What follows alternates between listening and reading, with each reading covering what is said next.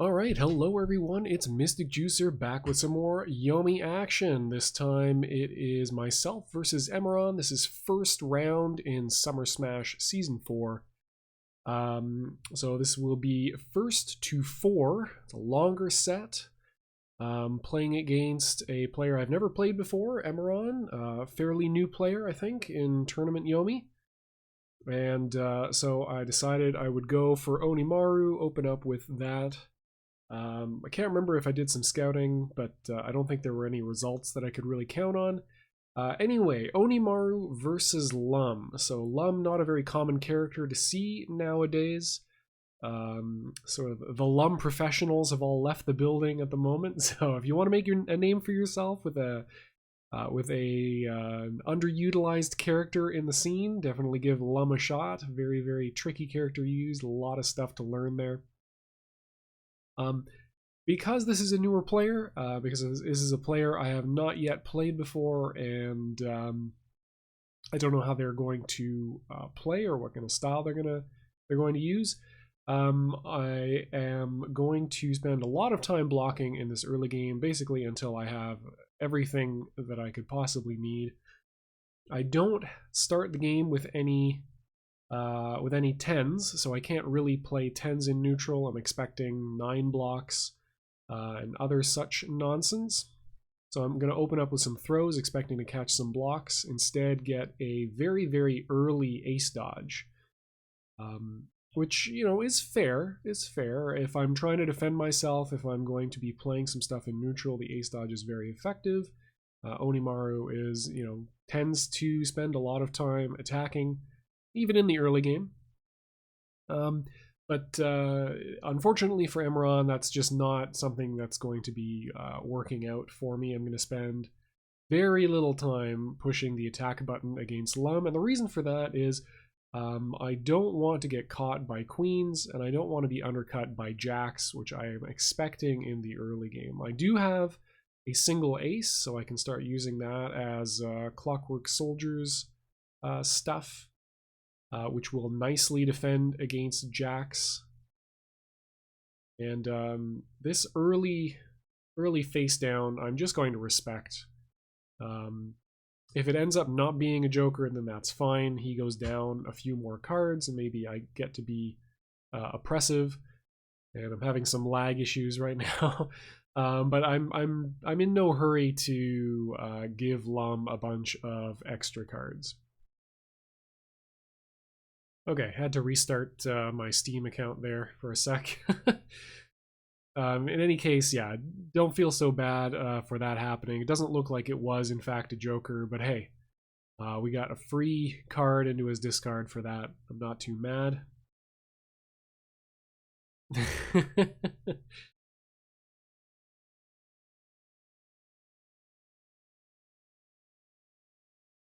So we pick up another ace. That's pretty sweet. We get rid of a queen. That's also pretty sweet. I'm still expecting him to play some blocks anytime now. But he seems to be happy to attack, and so I am happy to allow him to attack into some stuff. Another face down. I'm going to disrespect it this time, and unfortunately that ends up being a real joker.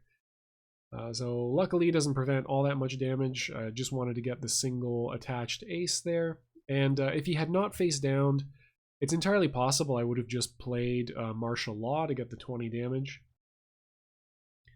I don't mind cashing that in at that point. I didn't want to lose too many aces. The way I play Oni, I almost never have any resources that I can power up with. I tend to use all of his single cards. He can be a card hungry character. I certainly try to play him as high hand as possible. The issue is that all of his cards do very specific things, and you almost never have not the opportunity. You certainly have the opportunity to power up, but it's almost never, I feel like, correct to power up with Onimaru unless you're in very specific circumstances. What I have found playing the character more recently is you can actually run out of face cards and late game damage pretty quickly. You think about his face cards, you've got essentially queens, which you are using largely in the early game as very combat efficient wake up options when your final authority is not yet online. Your jacks you're using in the mid game and as closers to be able to deal 20 or 35 damage if you've got attached aces. And then you only really have your kings, and the kings are very tricky to use. They're only better than your other face cards if you have 3 of them in hand. And they are often cards that you end up spending as pumps because, once again, your other cards do very, very kind of key things for you. Onimaru's blocks often get quite difficult to manage because his 5 and his 9, so 2 ranks of his blocks are really important cards typically on their other side. I end up blocking a lot with 5s in matchups where you're not contesting a character that really has an incentive to play a lot of normals in neutral. So I'm basically only going to use them as blocks against Lum because there is no way that they're going to be beating anything that he is really eager to be putting on the ground. So 5s are a great rank of block. You almost never want to be blocking with the 9. If you lose a 9 to a stray throw or a cross-up attack, that can be really, really significant. There's, your entire late game game plan as Onimaru relies on you having final authority as the beat stick that is going to keep your opponent honest. And so finally, it looks like Emaron has caught on to the fact that I am quite happy to blodge and throw and poke. And he ends up spending a ton of cards to punish that dodge, just bringing him even with me in life. And that's actually absolutely fine. I'm quite happy to see those cards disappear. I would rather be dealing with a mid-hand size Lum than a high-hand Lum. So yeah, so every card in Onimaru's arsenal, again, does a very specific thing. 6 is basically only block, except in very specific matchups. And then you have basically all of his blocks, and then his 7. So a 7 is typically a very strong throw. It's less strong in this specific matchup, just because Lum has the dominant 6 throw. But again, it's an important tool.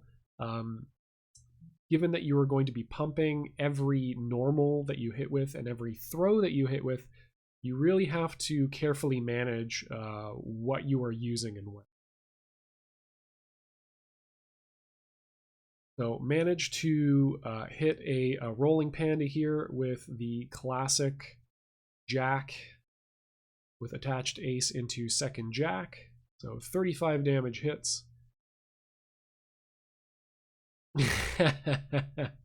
Yeah, we're being cruel. We're being cruel here to to pandas. It's possible that it was a mistake to pump with the jack of clubs. Might have been better to pump with the jack of diamonds, because it then gives me a bit of an option to pivot, depending on if I pick up another jack or another couple kings, depending on which way I want to go there.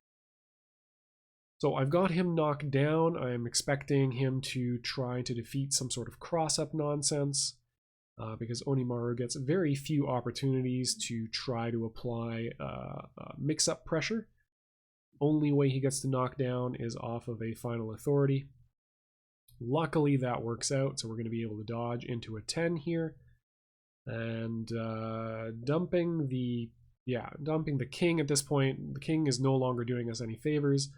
We no longer need that that burst damage that the kings would provide. We have a jack, although we don't have. We might have wanted to keep the king just because it allows us a better opportunity to get Final Authority online. Although at this point, the pressure of Final Authority should be enough.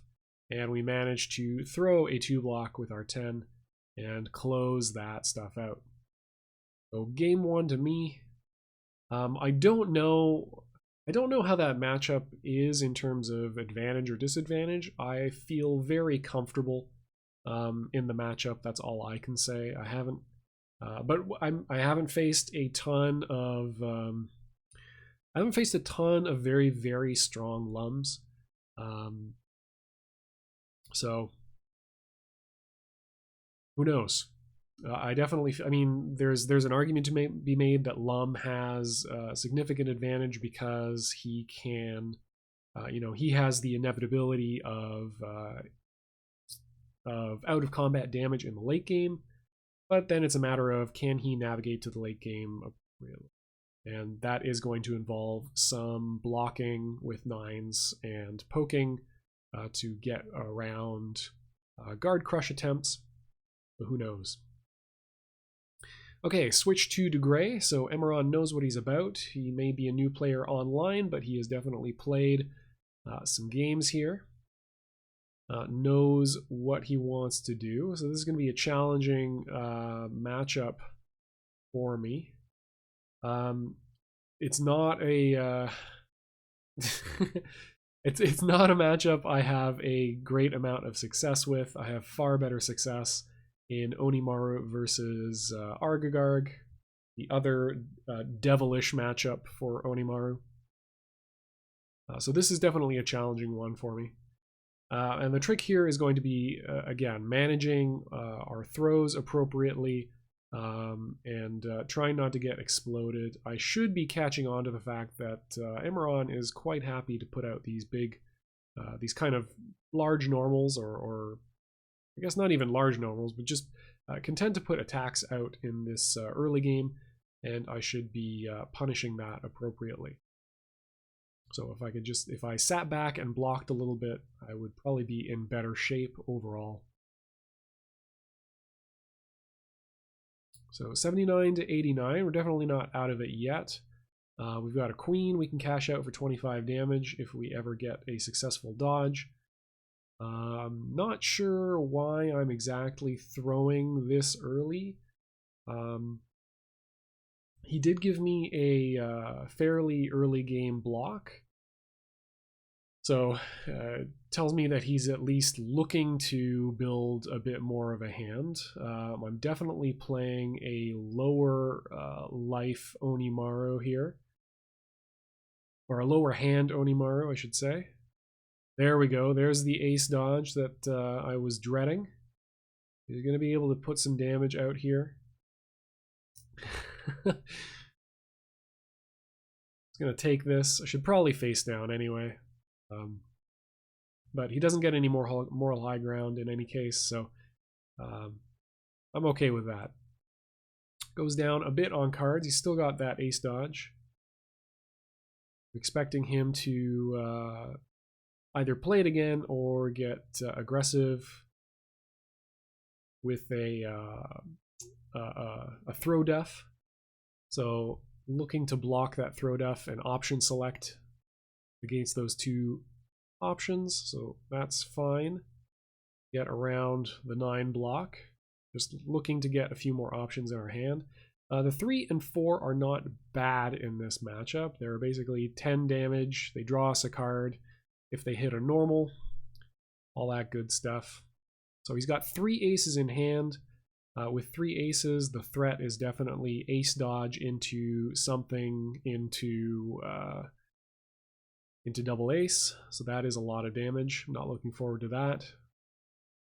He's going to call out throws. So again, if he's playing this, real like a straight. I'm definitely in trouble here. I think ordinarily, if I had a joker here, I would definitely just put the 6 attack out. Yeah, and so unfortunately, I get caught with the with the weird, with the kind of odd point counterpoint mix up here. Just going to put the card face down to make him think about following this up with aces, in case I actually have it. Managed to only take 8 damage there, that is fine. Another face card that doesn't really do anything for us. The kings in this matchup are basically useless. Kings are very useful in matchups that go long, and this is not a matchup that goes long. De Grey just deals too much damage too quickly for kings to ever be a serious threat. Okay, navigate the ace dodge. He should be playing that a fair amount.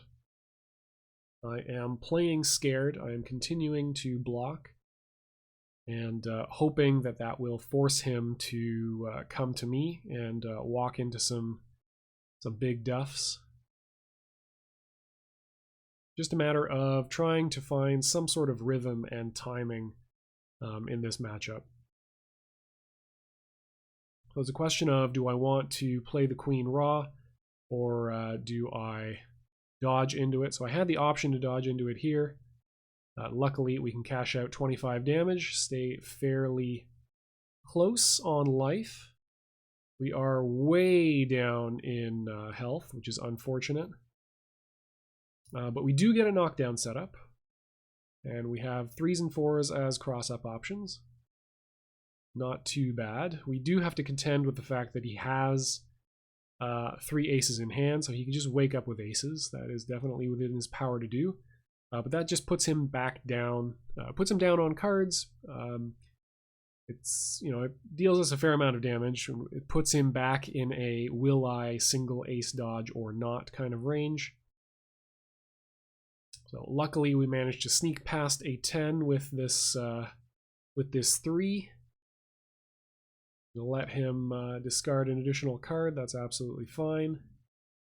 Never pump 3s or 4s. It's just not worth it unless they're lethal. But they very, very rarely are. So we've got a temporary life lead here. We're doing okay. We've still got 3 aces to contend with.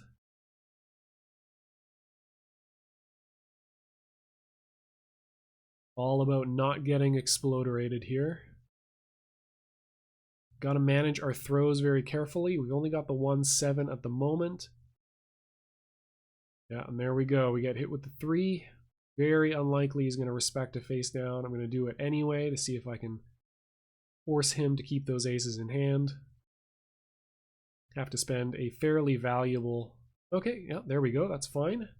Feeling pretty happy about that.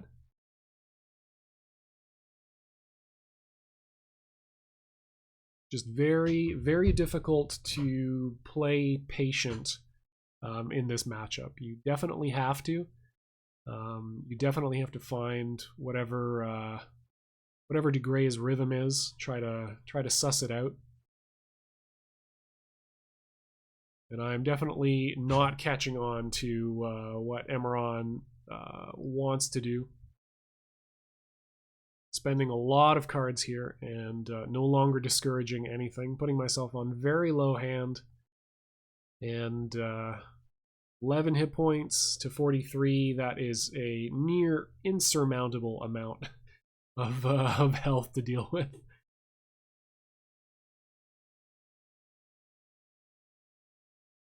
Troublesome Rhetoric again, this time on attacks.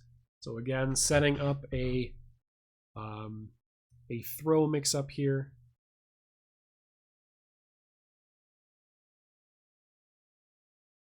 But very difficult not to respect this, which is unfortunate because if I don't and he's got a 7, that is game over. Well, luckily we catch a 3 here.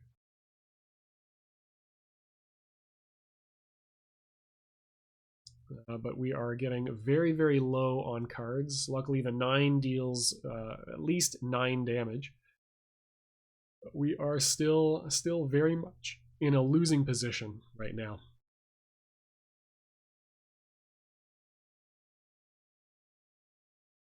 I'm hoping the fact that I'm throwing with the 9 means that he will go, okay, well, he's barely got any throws left, so I'm just going to throw him. And unfortunately walk right into that joker. Definitely could be playing a bit more patient here.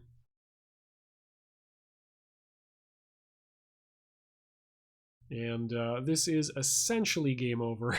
Okay, no, picking up the joker helps a lot. I'm now attacking because I don't want to get thrown. That's the thing I'm really worried about. Unfortunately, he just plays ace-ace, and that cleans my clock and closes out the game. So 1-1, and I get an opportunity to counterpick Emaron here. Typically, I counterpick with Troc, and I can't remember if I go to Troc immediately or if I try something else. Other characters that I like against De Grey are Rook. Rook is still a character I will occasionally consider as a pick.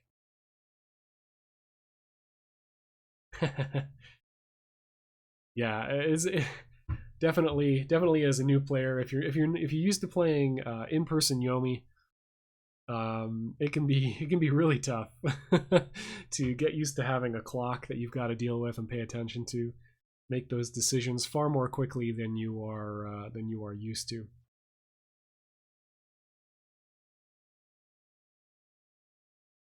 Okay, there we go. Yeah. Yeah, so switch to Rook. Couldn't remember if I went to a couple of other games, if I tried Troc first or not. So the reason I still like this matchup is you can really play like it has a game plan that I really enjoy playing, which is allow De Grey to deal a bunch of damage, put his hand low, and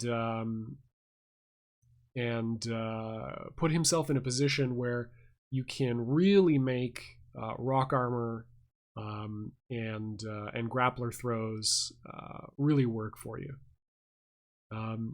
So I'm just trying to find a few more cards before I do anything. Hit me with that first turn 9 throw into Jack, which is very nice. But again, this is starting to. This is fine. This is less fine. I was not expecting this throw heavy range from him immediately.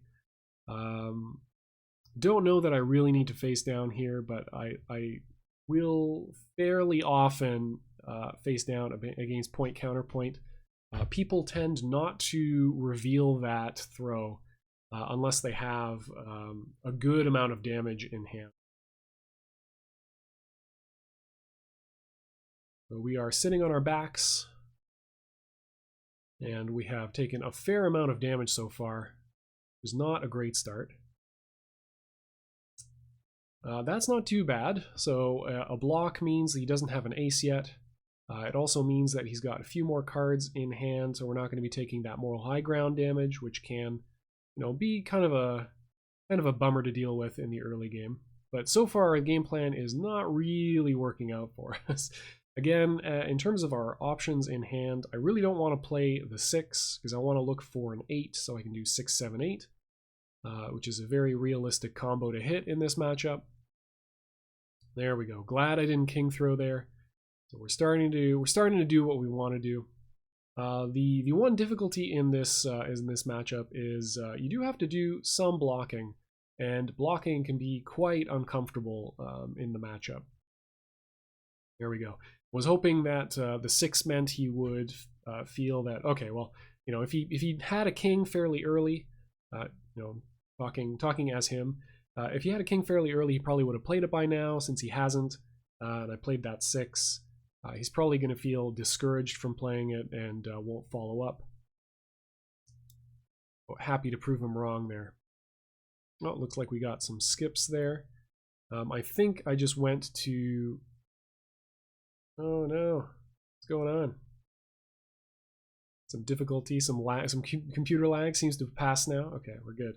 Yeah, went back to 2 blocking, still building up that hand, still looking for more tools. This is kind of why I stopped playing this character. Like, look at this hand. Everything is awkward. Got jacks, but then I've got, I can combo jack into 6-7. Then I've got fewer opportunities to use that 6. 6 is a very important attack in this matchup, so I want to be using it as little as possible. Could now start opening up my throws with the 7 throw, but he's been pretty aggressive with attacks, so I'm not too fond of that idea. Okay, gets me with the undercut with the 5. This is going to lead to some good damage, so I'm definitely wanting to face down here.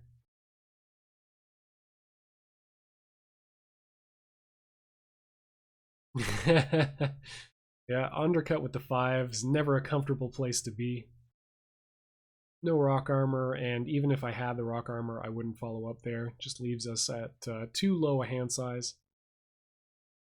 Can start thinking about powering up those jacks, but I'm hoping that I'll have an opportunity to kind of accumulate a few more cards before I have to really do anything. And if I pick up another ace, then I can immediately power up the jacks to get Checkmate Buster and double aces online.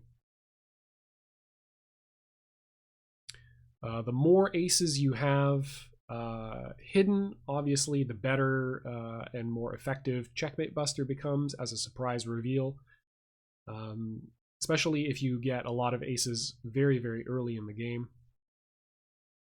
Okay, so this isn't too bad. It looks like he is essentially out of special attacks, because otherwise you would be far more likely to tag, a jack or a king on there instead of a 2 and a 3, which, I mean, still both deal 4 damage, so that's not terrible, but it definitely indicates something. So we're going to see how he reacts to double aces going into my hand. He goes the immediate Joker to option select ace or immediate Checkmate Buster. Puts 2 aces in his hand, and he is now on a 5-card hand. So we're going to plan B, which is get a lot of aces in hand and start being scary. He does have to respect double ace. The other thing he can option select it with is king. Okay, this is very nice for us. We don't hit him with the 5. It would have been ideal to hit him with the 5. But we do put him on the ground with our 3 block. We know 2 of the 5 cards in his hand are aces, so he can undercut whatever we play unless we hit him with a jack. We've already powered up 3 jacks, so it's incredibly unlikely we have that. If we had a queen, I might play it just to see if I could undercut ace and deal some damage there. But the way I'm playing, it's very likely, I think from his perspective, that he thinks that I have all 4 aces. The 10s I'm going to immediately power up. They do very little for us in this matchup, especially now that I have powered up all of those jacks. So I'm never going to reveal a 10 attack in this matchup. It is just too risky. I do not want to get undercut by Pile Bunker. The reason I'm playing ace here is I think he thinks that I'm fishing for Pile Bunker. And if that's the case, or fishing for Checkmate Buster, and if that's the case, then I get this this double ace for free, puts him at 49 hit points, which is a nice little health total for him to be at. And now I can go back to playing a more standard type of game. I still have the 4s and the 7s, which I'm going to hang on to in case I need to go back to threatening Checkmate Buster. So I'm going to see if I can get a bit more of an advantage now that Checkmate Buster is out of my range. And it looks like, yeah, I just watching my player cam and I reacted to that with like a, yeah, okay, fair enough. That's not too much damage to take. It doesn't lead into ace, so I'm not all that worried about it. I am essentially playing with 4 or 3 cards in hand. I'm only playing the 8s, the 5s, and the queen. Okay, so he gets me with the throw here. I am going to face down. Face down with the queen because it doesn't do all that much. If he hits me with double ace, that's going to be a lot of damage. Yeah. So that is, yeah, puts me at 5. He has a 3-card hand, though. And we can now go back to playing our Checkmate Buster game. We've got the 5 block in case we need it. So it's just a matter of trying to navigate the late game here. So we're being scary. We've been very, very patient with Checkmate Buster so far, even when we didn't have it, but he didn't know that. So I am hoping here to make him think that, oh, okay, well, he's just going to go for ace-ace at this point.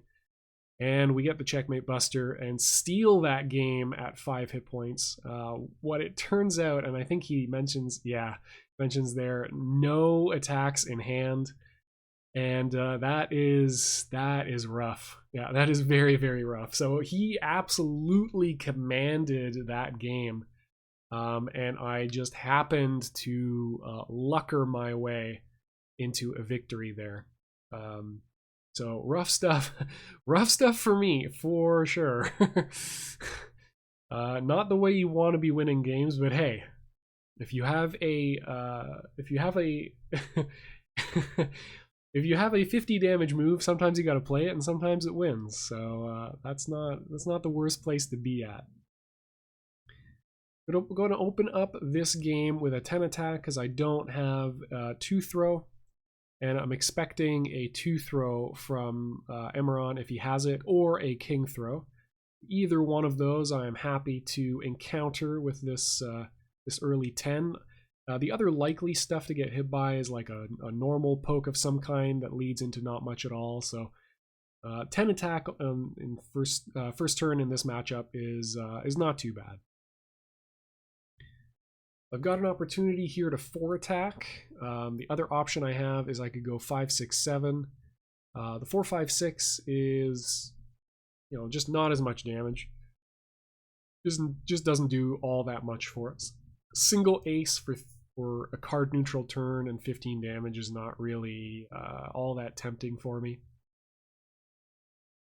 So we're not going to go for that.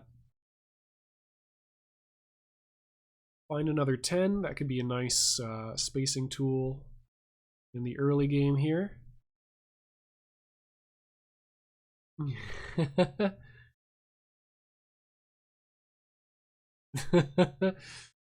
Harsh but true. Harsh but true.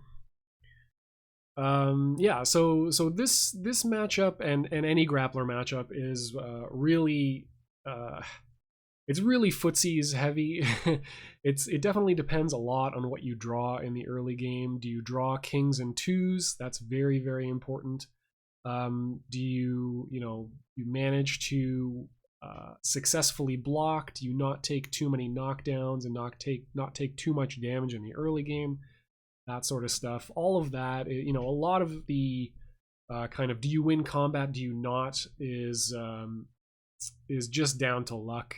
And you just want to make sure that you are maximizing your opportunities to convert damage off of any combat wins, and that you are taking, you're taking intelligent risks. So the 5 attack there was a little bit greedy maybe, but I had the opportunity to get some damage. The 4 attack was very smart on his part. It's unlikely that I'm going to go in with a jack or a queen. I could try to throw him on knockdown. So yeah, so definitely good decision making on his part. The 4 is very, very low risk there. Basically, only the king really punishes it. King or block, but in that kind of a situation, it's very tempting to start going in. All right, so we get War Stomped. This is not too bad a place to be War Stomped. Just got to figure out what exactly I want to discard. I'm holding on to the 10s because the 10s are not bad in this matchup. You know, against grapplers who are going to be throwing throughout the game, 10s are not a bad idea to hold on to. They also lose to less throws than the 4s do. The 4 just does a little bit less for us in general. So I'll go for the 4 block and I get hit with the Okie Doke, king into king. I was about to say my windmills, but I forgot that Trox King is not called Windmill Crusher. So very, very even. You can tell, you know, in these situations where, you know, grapplers deal a very flat amount of damage. We haven't really been able to get our blocks in when we want to. Catches me with the Joker, so that's unfortunate for me. Gets those aces back, so if he ever gets 2 blocks attached, although that can be difficult in the grappler matchups. You know, it's very possible to play around Trox in 8 as another grappler, especially Rook, who has throw speeds that can really contest, like normal throw speeds that can really contest Trox throws as well. I'm feeling like he's going to, with the threat of aces and my threat of having a 5 block, play fairly respectfully and try to throw me there. Unfortunately, I'm incorrect and take 20 damage for my troubles. Still, we're not out of the game yet. I've still got an opportunity to power up for aces of my own. Got single aces. I'm going to put out another 10, hoping that he is now going to go for a throw after that ace-ace play. Although we could just get duffed with a jack or a queen. Haven't seen any jacks or queens. There we go. First one of the game. He's sensing that I am not really willing to push down back, much to my detriment. But we are at 3 possible aces in hand at the moment. We're doing okay. Don't really have any any real threats in hand. I could go, you know, Jack 6-7. I could go 6-7 if I wanted to get the normal draw. But I feel like he is still going to get aggressive with attacks. So going to block in the meantime. Blocking will also try to incentivize him to get aggressive with some throws that we can hopefully duff out a little bit later.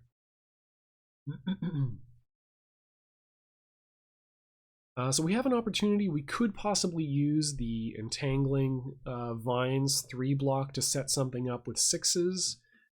It doesn't reduce the 6s to a really significant speed though, so, you know, it's debatable. Okay, we normal into an 8, which is very important. I might not have followed that up if I hadn't. Finds another Joker.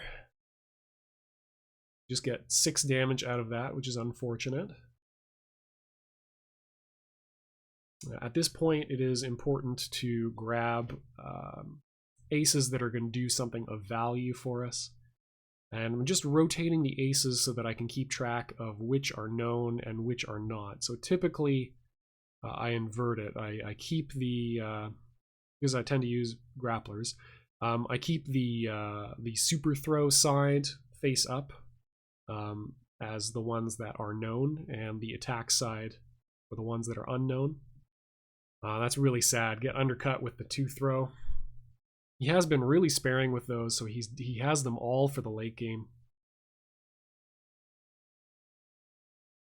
And yeah, gets to cash out that 8. 16 health remains.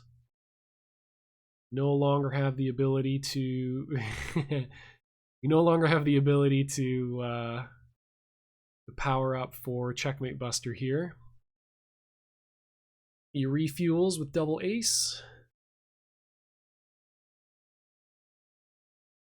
Spends a lot of dodges on that.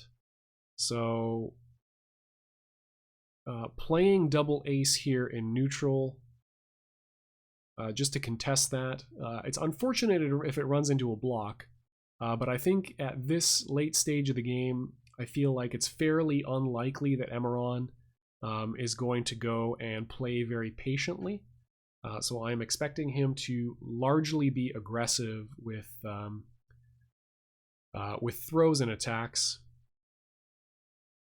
Now that I have stuck it to his kings with my ace-ace, I'm hoping I can bait him into thinking that I'm desperate and just swinging wild. Unfortunately, he gets me with the throw. We're going to face down here. Very, very foolish of me to face down with the 9 in particular. Should have faced down with the jack instead. That would have been far wiser. Luckily, he respects... yeah, luckily he respects it. But we are dead to... we are dead to ace-ace right now, and that's not a great place to be. So I'm hoping I draw a block. If I draw a block, I can play that. The other thing is if I feel like there's a throw coming, I can just duff that. But I'm fairly convinced that I'm going to see ace-ace here. Okay, so we're incorrect, but we do get another chance to survive. So we've got him at 29. We've got a turn of additional speed, and we draw a joker, which is very important because otherwise we are checkmated by wake up ace-ace. So I'm just going to go ahead and wait for a second before playing this joker. There is no other option for me to do. Immediately going to need that, and really convinced that I was going to see wake up aces. But it seems like I have him spooked with the threat of 5s. Thankfully, we draw into another joker, so we're going to go ahead and play that. Again, the fact that he powered up for aces with dodges means that I am far more likely to be playing this stuff. So whenever he draws a dodge, he should just mash it, because it is very, very high likelihood to pay off for him. There we go. We get that ace transfer. If it fails once, just do it again, especially when you top deck. Unfortunately, I cannot power up for the other ace at this point, which is very, very sad for us.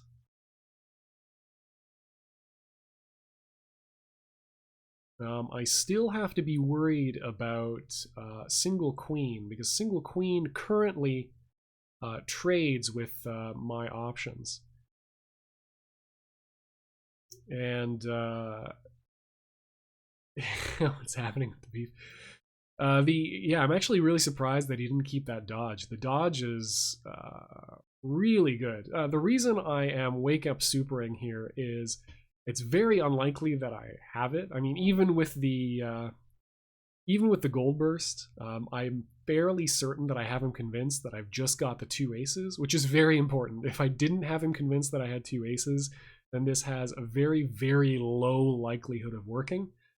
As it is a pretty smart gamble, I think. And we managed to close out another game with Wake Up CMB. Ah, man, it feels so good. It really does feel so good to hit it.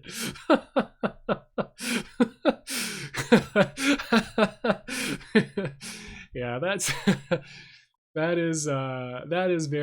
is very unfortunate to get hit with that. So it's tricky. I mean, it is tricky. I felt like it was fairly smart to do it in that point, in that place, because it was very, very dumb to do it in that place, because it's so likely that Trock would play some sort of attack. Yeah, but hey, the universe told me to play. The universe told me to play my CMB, and when the universe tells you to CMB, then you CMB. That's just the way it is. So once again, I'm getting myself into some trouble by immediately playing my only block in hand. Getting that duffed out with a 5. That's fine. That 5 checkmated our hand unless we blocked. Which I should probably do a little more often against Emaron. But we're still feeling pretty good. We've got kings, so we're not out of the running yet. I'd be very, very sad if I get 2 thrown here, but the opening 5 attack makes that a little bit less likely. There we go. We catch the throw. He's none the wiser that we are absolutely, completely open to... yeah, like, look at this. Look at this hand. Like, at this point, I'm going like, okay, well, do I just Gold Burst and then power up the 7s for Checkmate Buster and have Checkmate Buster and 2 6s in hand? Which might be okay, but I don't feel confident enough to make that happen yet. So we're just going to stick out this 6 and see what we can do. And what we can do is get undercut by this 5 real fast.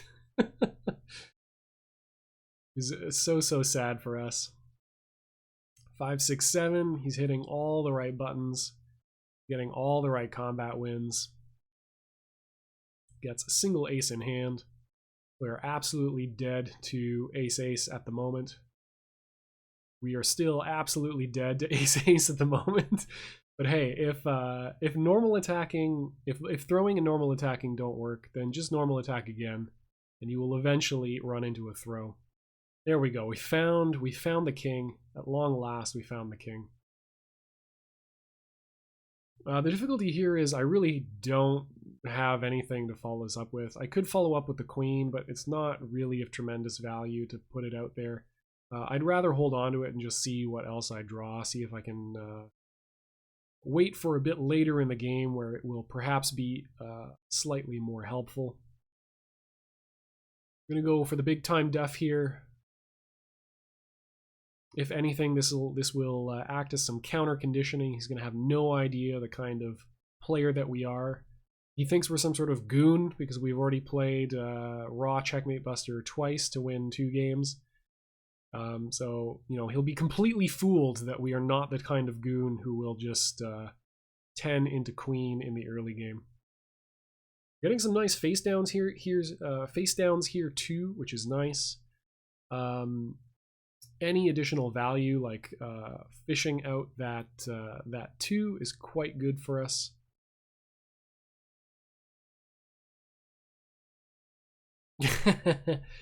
Got some R baseball in the chat. Yeah, I mean, generally, I think this is an okay matchup for Rook, to be quite honest. Trock is a character that has really good damage efficient stuff, but his advantage in this matchup really comes around when he can get 2 successful blocks off, and against Rook that's actually kind of difficult to do. The early game and the mid game, and even some of the late game, is going to revolve a lot around normal throws, around 2 throws, king throws, and normals.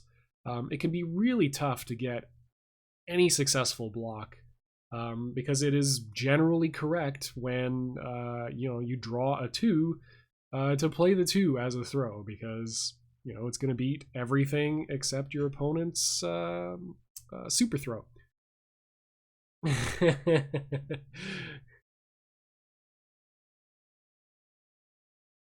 Yeah, so I finally got a block. We're once again at a life disadvantage. We've been thrown twice in a row with kings. I'm really hoping he's tired of throwing me. Thank goodness he is. We're going to get an opportunity to build up a bit of a hand. And this is where Rook really just shows his advantage against Trock. Of course, Rook has the dominant ace speed.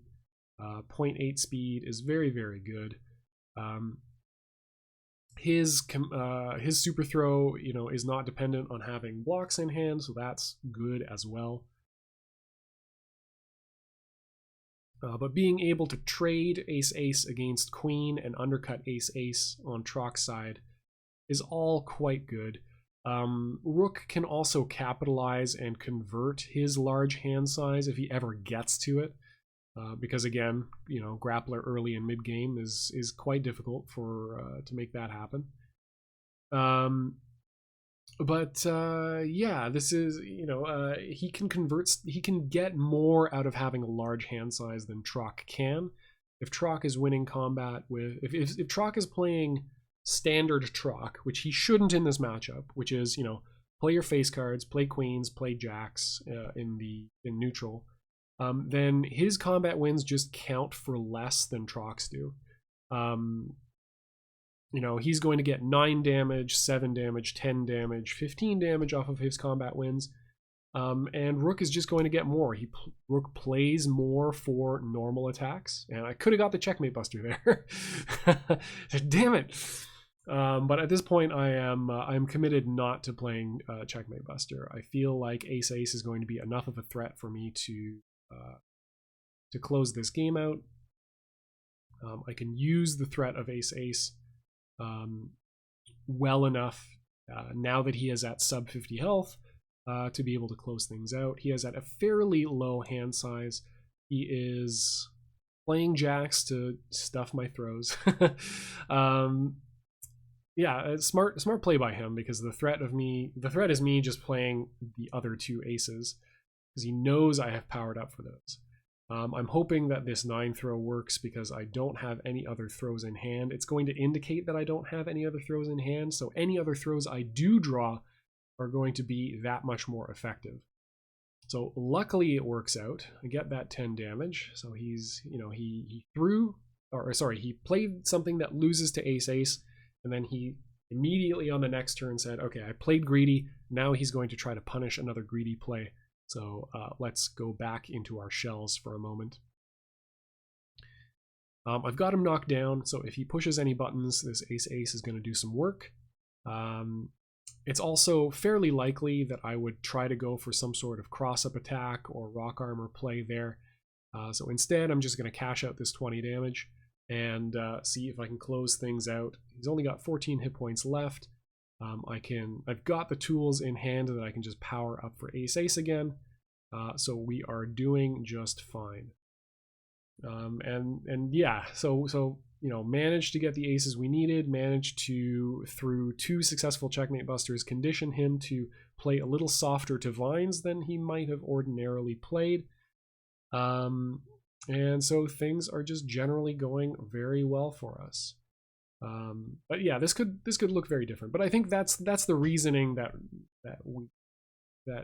in theory, Rook has kind of an advantage in this matchup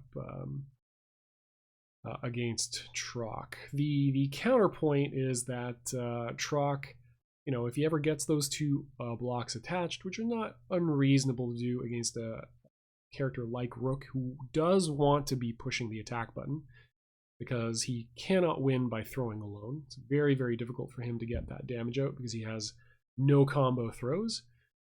But yeah, that is the logic there. Once Trock does have 2 attached blocks, it can be quite difficult for you to outvalue him as Rook, especially if he uses that just to play, you know, 4s, 5s, and 6s in neutral. It can be quite ugly, because of course all of those combos that he plays are going to have, you know, up to 6 extra damage, and that is really, really nasty to deal with.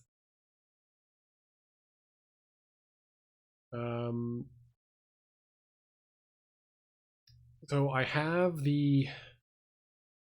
rock armor now online. I have another Stonewall as well, so I could elect to play that instead.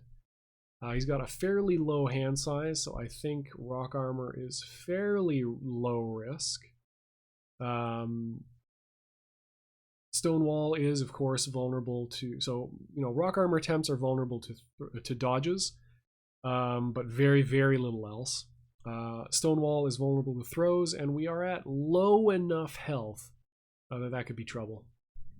Yeah, so I mean, AA would also have 1 there for me, because it does trade with the queen, but the 10 attack is a little bit more stylish. We get to close things out that way. So good games to Emaron. I got to play my old main for a little bit and revisit the fun that is checkmate bustering and rock armoring people. So it was nice to revisit that. So hopefully you enjoyed the games, and until next time, enjoy yourself some Yomi. Cheers.